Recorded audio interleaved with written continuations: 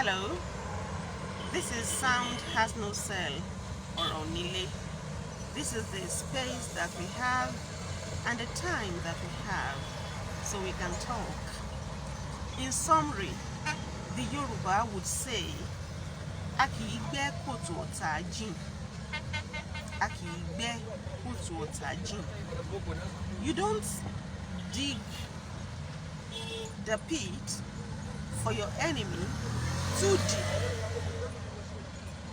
Somebody has offended you, or someone is perceived as an enemy or as a sinner.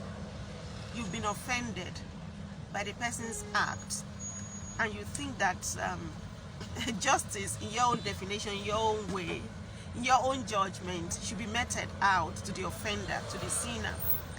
You think the person must pay a price for the wrongdoing, and so you plan to dig a pit for that sinner, that offender, that enemy to fall into.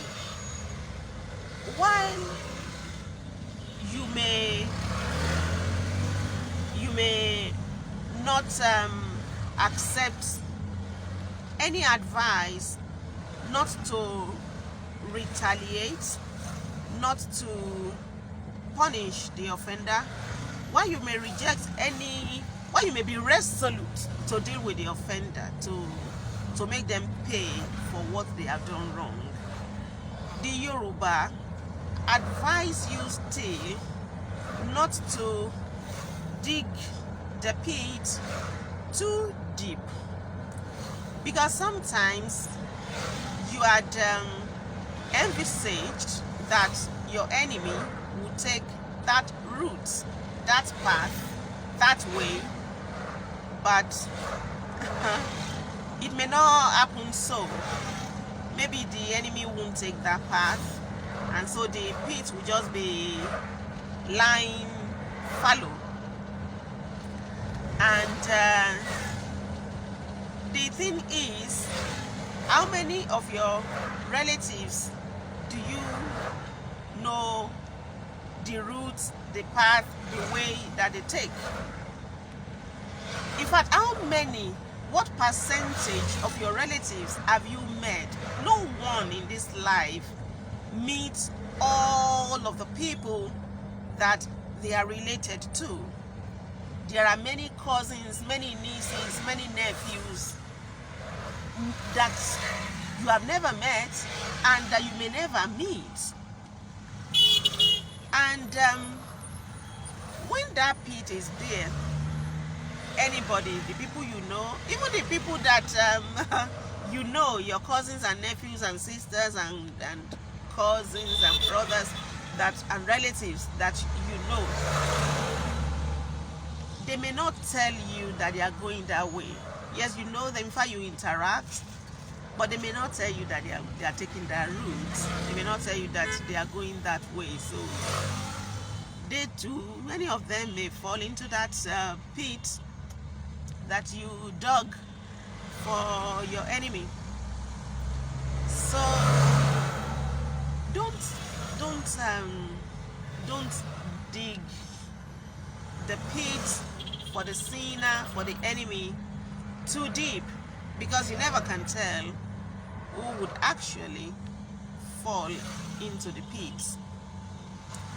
It may be someone who is closely related to you.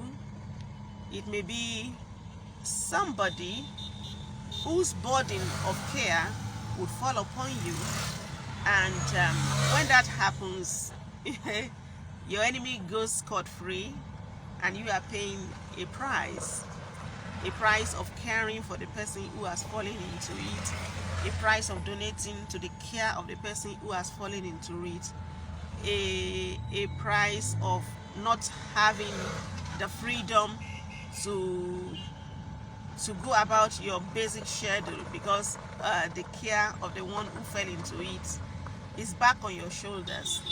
So don't dig the pit for a sinner or an enemy, an offender, too deep.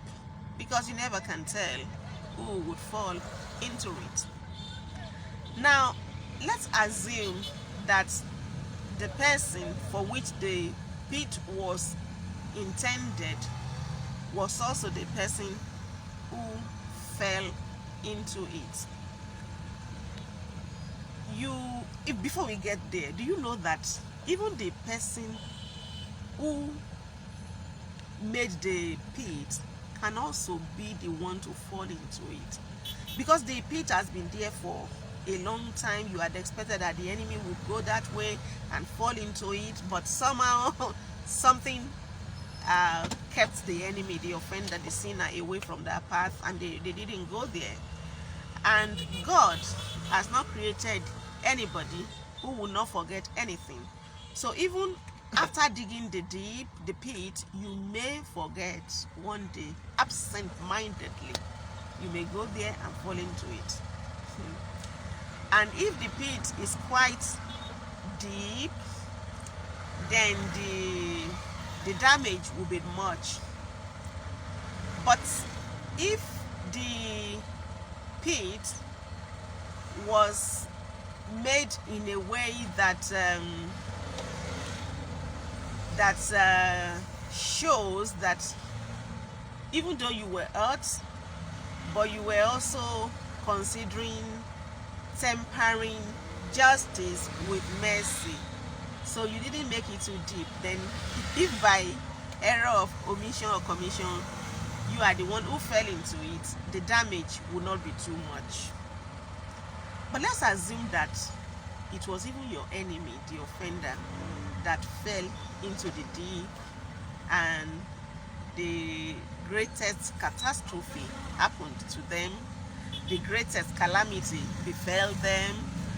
Maybe they even paid the ultimate price of death in the process. Do you know that that person, that your enemy, that sinner, that offender has friends too? They have loyalists too. They have family too. They have admirers too. They have sympathizers too. And should their death, should their destruction, should their calamity be traced to you, now you have enemies in all those categories of people. Their friends, their family, their sympathizers, their admirers, their benefactors, people people they have helped in the past, because nobody is everybody's friend, just like nobody is everybody's enemy. So which means post destruction of the enemy, you now have you had an enemy, and you couldn't forgive that single enemy, and you set out to just destroy that enemy at all costs. And then after achieving your aim, you you have to your baggage many more enemies than the one that you are destroyed. And so you don't know whether the person who would be instrumental to you getting to your next level is somebody who is so committed that that person that you are destroyed, and they will not forgive anybody who did that to their benefactor, to their friend, to their relative, maybe. So sometimes if you don't want people to have their 9, you may not get your 10.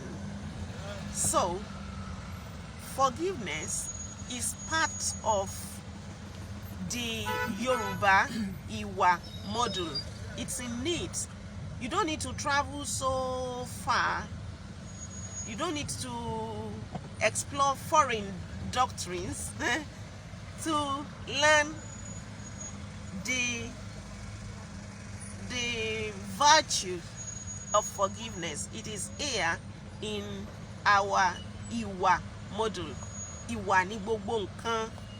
Forgiveness is part of Iwa. So when you learn to forgive, you too would be forgiven. And regardless of how painful you found what they had done to you. Time heals wounds. Sometimes all you needed to do was to just walk away and go heal up somewhere.